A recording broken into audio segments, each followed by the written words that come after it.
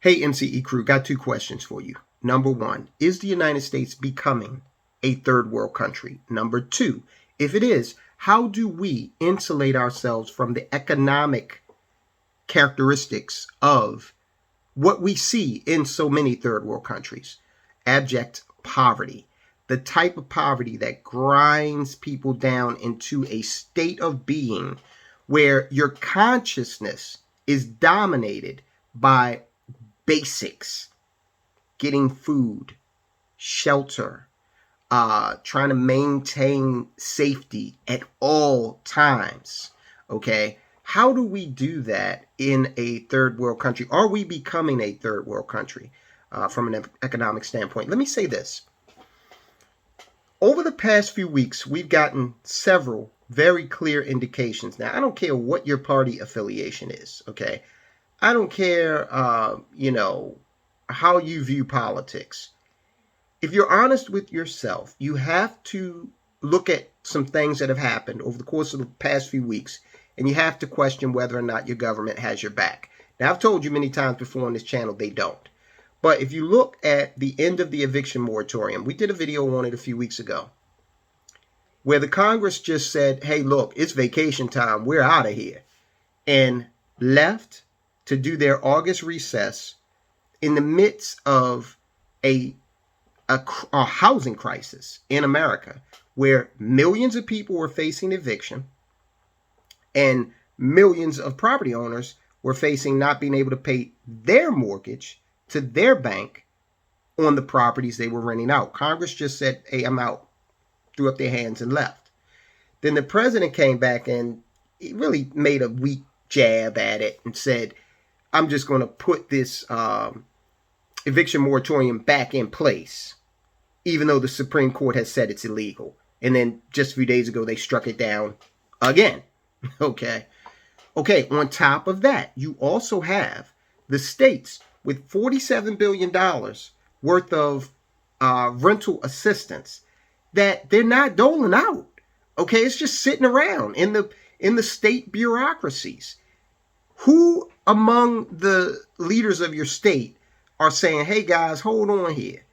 Let's take a step back and recapture our humanity and get to work on getting this money out so we can keep these people in their houses and so we can get these landlords paid before we have a bigger financial crisis.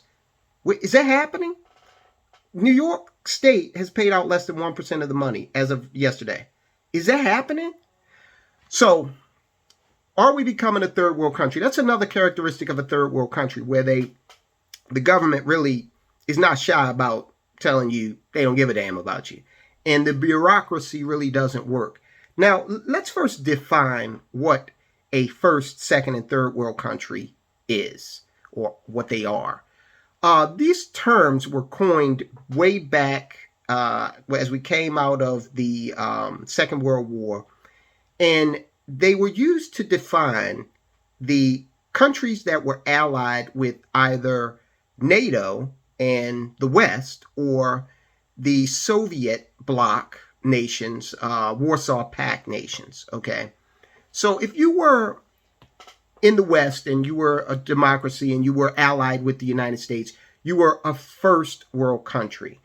If you were allied with the Soviet Union and that whole Eastern axis, the communist bloc, you were defined as a second world country. All others were characterized as and defined as third world countries. So initially, the terms had more to do with political ideology and systems of government. Over time, they came to be associated with economic standing. And you really didn't hear the term second world country that often. You heard third world country the most, at least I did, because that defined, anytime they wanted to just slap a label on a country like Ethiopia back in the 80s and 90s when they were undergoing extreme famine, they would say third world country. Any country like that didn't have really an alignment with either capitalism and democracy or communism and like the Marxist or Leninist ideology. All others went over here into third world. So it began to take on an economic connotation. And as such, we, look at these countries that, are mired in extreme poverty as third world countries. These countries who do not have a functioning infrastructure, for example.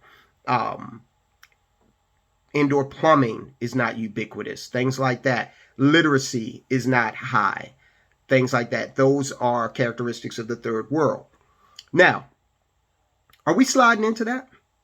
Are we losing our first world status and sliding into the economic third world? Well, let me just go over a couple of lines of this article from Zero Hedge. The U.S. is becoming a third world country right before our eyes. It's easy to laugh off the notion of somebody calling the U.S. a third world country. It sounds like one of those hyperbolic expressions used as political rhetoric, which is probably what makes it easy to dismiss without thinking about it.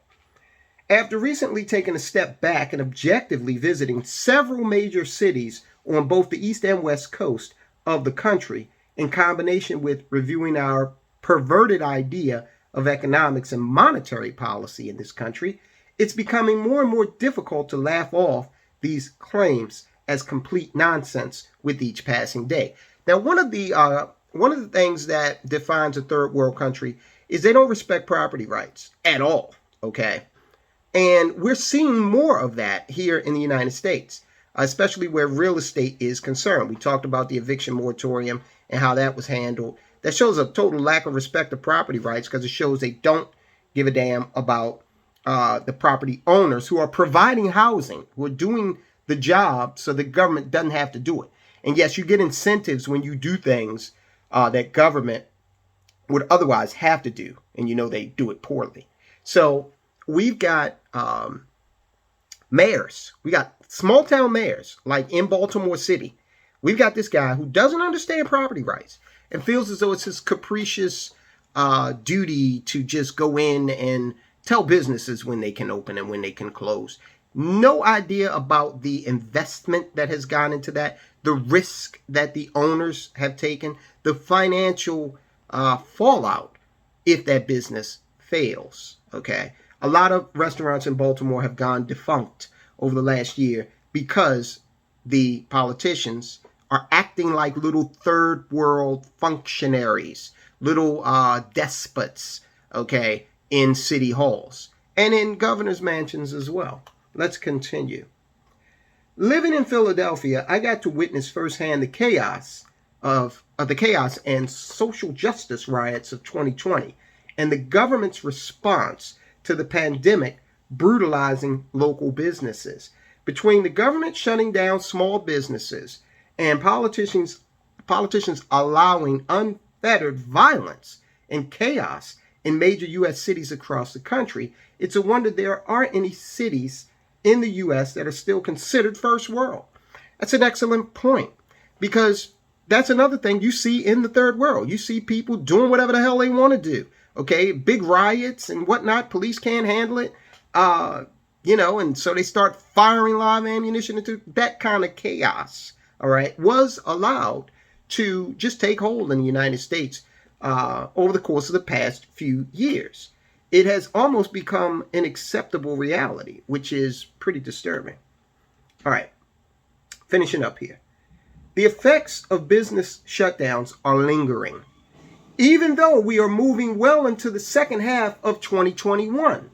Cities like Philadelphia, Chicago, San Francisco, and New York have been boarded up and shut down since mid-2020. Many of the businesses that shut down in Philadelphia never reopened, and some of the ones that did closed shortly afterward. There are still large swaths of high foot traffic areas in Philadelphia that were once coveted. That is Market Street in Old City, South Street, etc. Once coveted, but now remain vacant. And I told you a few times on this channel that 4 of my favorite restaurants, my wife and I, we had 4 restaurants that we love, gone, not coming back.